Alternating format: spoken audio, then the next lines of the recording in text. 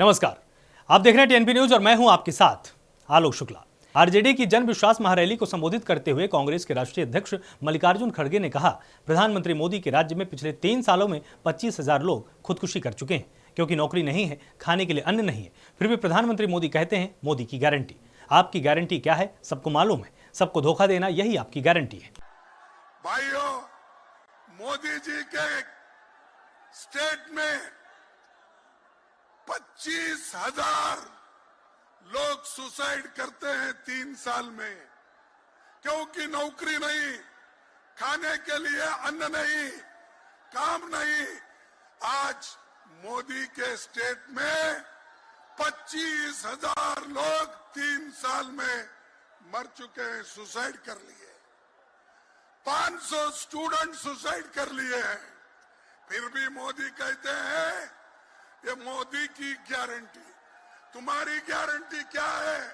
सबको मालूम है, सबको धोखा देना यही गारंटी है। आरजेडी की जन विश्वास महारैली को कांग्रेसी नेता राहुल गांधी ने संबोधित करते हुए कहा कि देश में जब भी बदलाव आता है तो बिहार में तूफान शुरू होता है। यहां से तूफान बाकी प्रदेशों में जाता है। बिहार देश की राजनीति का नर्व सेंटर है। आज देश में विचारधारा की लड़ाई है। एक तरफ नफरत, हिंसा, अहंकार और दूसरी तरफ मोहब्बत, भाईचारा है। अगर आप गठबंधन को समझना चाहते हो तो एक लाइन में समझा जा सकता है, हम नफरत के बाजार में। देश में जब भी बदलाव आता है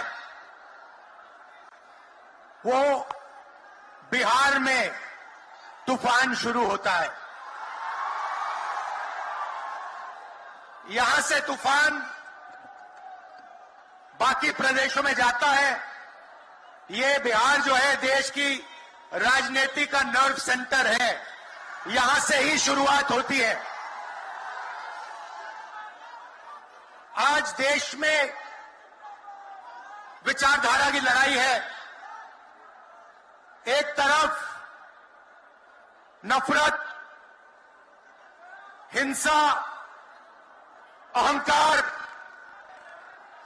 और दूसरी तरफ मोहब्बत,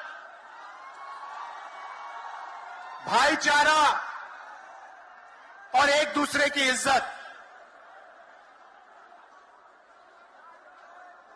जैसे मैंने यात्रा में कहा,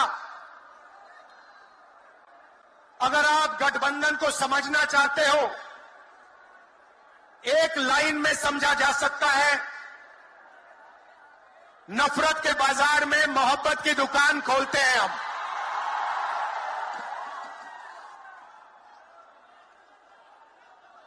इस देश में नफरत क्यों फैल रही है? यह नफरत का देश नहीं है, आप सब जानते हो। आपके दिल में, हिंदुस्तान के नागरिकों के दिल में नफरत नहीं है, मोहब्बत है, प्यार है, एक दूसरे का आदर है। तो सवाल उठता है कि इस देश में नफरत क्यों फैल रही है? भाई और बहनों, नफरत का सबसे बड़ा कारण देश में अन्याय है। अन्याय, युवाओं के खिलाफ अन्याय, आप सबके खिलाफ अन्याय, किसानों के खिलाफ अन्याय, सामाजिक अन्याय।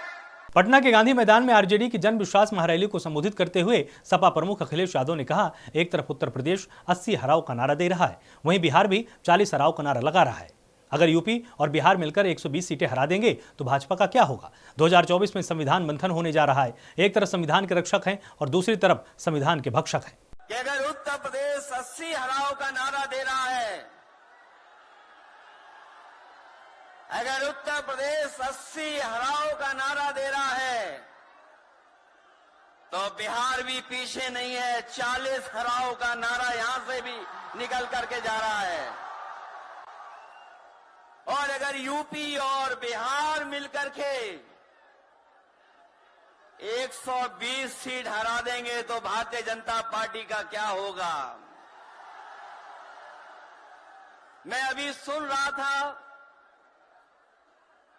हमारे कम्युनिस्ट पार्टी के नेता ये कह रहे थे कि समुद्र मंथन हुआ था कभी। समुद्र मंथन हमारे सभी लोगों को पता है। समुद्र मंथन के दौरान क्या हुआ है, लेकिन इस ऐतिहासिक मैदान में मैं कहना चाहता हूं कि 2024 में संविधान मंथन होने जा रहा है। एक तरफ वो लोग हैं जो संविधान बचाना चाहते हैं, संविधान के रक्षक हैं, और दूसरी तरफ वो लोग हैं जो संविधान के भक्षक हैं, संविधान को खत्म करना चाहते हैं। राजद प्रमुख लालू प्रसाद यादव ने कहा है कि गांधी मैदान की आज की इस रैली में मैं ये आह्वान करता हूं कि आने वाले लोकसभा के चुनाव में हम भाजपा को नेस्तनाबूद कर देंगे। गांधी मैदान का आज का ये रैली मैं आह्वान करता हूं कि आने वाला जो चुनाव है, लोकसभा का चुनाव, इसमें भारतीय जनता पार्टी को नेस्तनाबूद कर देंगे हम। 2024 के आम चुनाव के लिए जारी कैंडिडेट लिस्ट के आने के साथ ही बीजेपी पार्टी में राजनीति से दूरी बनाने का सिलसिला भी जारी है। एक तरफ जहां गौतम गंभीर और जयंत सिन्हा ने लिस्ट आने से पहले ही खुद को सक्रिय राजनीति से अलग करने का आग्रह किया था, तो वहीं अब सूची जारी होने के बाद डॉक्टर हर्षवर्धन ने भी सक्रिय राजनीति से खुद को अलग कर लिया है। उन्होंने एक्स हैंडल पर एक लंबी पोस्ट लिखकर राजनीति से दूरी बनाने के लिए अपने फैसले का ऐलान किया है। डॉक्टर हर्षवर्धन ने एक्स पर पोस्ट करते हुए कहा कि 30 साल से ज्यादा की शानदार चुनावी करियर में मैंने सभी 5 विधानसभा और 2 संसदीय चुनाव लड़े हैं, जो मैंने बड़े अंतर से जीते हैं, और पार्टी संगठन और राज्य और केंद्र की सरकारों में कई प्रतिष्ठित पदों पर काम किया है। अब मैं अपनी जड़ों को वापसी के लिए अनुमति चाहता हूं। राजस्थान के पूर्व मुख्यमंत्री और कांग्रेस नेता अशोक गहलोत ने कहा है कि हमारी पार्टी में तैयारी चल रही है। मोदी जी और उनकी पार्टी का घमंड अति हो गया है, दावे कम हैं और चुनावी धंधे ज्यादा हैं। एक नई तानाशाही प्रवृत्ति सामने आ रही है। अगर बीजेपी चुनाव जीत गई तो आगे चुनाव होंगे या नहीं होंगे ये भी कहा नहीं जा सकता है, संचालन किया जा रहा है। हमारी एक्सरसाइज चल रही है पार्टी के अंदर। उन्होंने घोषणा की है, कल पहले लिस्ट की है, उसके बारे में कोई कमेंट नहीं करूंगा, क्योंकि पूरी लिस्ट आ जाएगी तब हमारी पार्टी ऑफिशियली कमेंट करेगी। अभी करना उचित नहीं है, मेरा मानना है। हमारी पार्टी में तैयारी चल रही है, अच्छी तैयारी चल रही है। जितनी आपको पर्सन बना हुआ है उससे कई गुना ज़्यादा अच्छी तैयारी चल रही है, इंडिया गठबंधन की भी और कांग्रेस पार्टी की भी। और मैं उम्मीद करता हूं कि इस बार जनता समझ जाएगी कि जो एक सीमा होती है, अति हो गई, अति मतलब मोदी जी के बोल और मोदी जी की पार्टी का घमंड और अहम, ये भी अति हो गया है। आप देख रहे हो जिस प्रकार से वो दौरे करते हैं, पानी के अंदर, पानी के बाहर, आकाश के अंदर, ये भी एक सीमा होती है। मैं जब था गुजरात के अंदर प्रभारी, तब भी ये पानी के अंदर जाल उतार दिया। अब जो क्या डाई लगाते हैं, क्या द्वारका के अंदर है, रामेश्वरम में है, ये तमाम बातें जनता को मैसेज देने के लिए है, चुनाव जीतने के लिए है। ये धार्मिक कम है और चुनावी एंगल ज्यादा है, बड़ा एंगल है। इसको इस रूप में लेना चाहिए। और देश समझ भी रहा है कि हद हो गई है। और जिस रूप में कैंपेन करते रहते 5 साल तक, ये तो दूसरा काम है ही नहीं कि इनके पास में देश चलाने के लिए। देश किसके भरोसे चल रहा पता ही नहीं। मंत्रियों को तो वहां पे आप रास्ता में देख लीजिए अब क्या हुआ। सब मंत्रियों के पीएस भी नहीं लगा पाते हैं। चीफ सेक्रेटरी चला रहा सरकार वहां पर, डी फैक्टो सीएम तो वो बन गए हैं। ये मैं नहीं कह रहा हूं, पूरा प्रदेश कह रहा है। तो कहने का मतलब ये जो धीरे धीरे कब्जा कर रहे हैं राज्यों पर, संविधान में जो शपथ लेता है मुख्यमंत्री या मंत्री, तो संविधान के अंतर्गत क्या लिखा उसके अकॉर्डिंग टू काम करना उनका धर्म बनता है पब्लिक इंटरेस्ट के अंदर। ये रिमोट से चलाना चाहते हैं। छत्तीसगढ़, मध्य प्रदेश, राजस्थान पर्चियों से मुख्यमंत्री बना दिए, ठीक है, पर जो उनका अधिकार है संविधान के अंतर्गत, उसको समाप्त करने का आपका क्या अधिकार? आप हटा सकते हो मुख्यमंत्री को, मुख्यमंत्री मंत्री को हटा सकता है, पर जो शपथ लेता है, शपथ लेने के बाद में वो संविधान के अंतर्गत काम करना पड़ता है। किसान नेता जगजीत सिंह डल्लेवाला ने कहा कि हमारा दिल्ली कूच करने का कार्यक्रम जस का तस है और हम उससे पीछे नहीं हटे। तय हुआ है कि हम बॉर्डर पर अपनी ताकत बढ़ाएंगे। 6 मार्च को किसान पूरे देश से ट्रेन, बस, हवाई मार्ग से दिल्ली आएंगे और हम देखेंगे कि सरकार उन्हें वहां बैठने की इजाजत देगी या नहीं। 10 मार्च को हम 12 बजे से देश भर में रेल रोको विरोध प्रदर्शन करेंगे। इस घटनाक्रम को हमारा ये प्रोग्राम, मैं पहले क्लियर कर दूं, दिल्ली जाने का जो प्रोग्राम है वो एज इट इज है। वो कभी ऐसा नहीं है कि हमारा दिल्ली जाने का हमने पीछे करेंगे या किया है। लेकिन ये जरूर है कि सरकार को इसके साथ ऐसे हालात में सरकार को कैसे उसको घुटनों के बल लाना है, उसके लिए कुछ रणनीति जो हमने तय की है वो ये है कि जितने भी बॉर्डर्स अभी तक बैठे हैं जिन बॉर्डरों के ऊपर, वहाँ पे हम अपना संख्या बल बढ़ाएंगे और जो दूसरे अदर बॉर्डर्स हैं उन बॉर्डरों के ऊपर भी किसानों की संख्या लाने का हम प्रयास करेंगे। आगे बात ये तय की गई है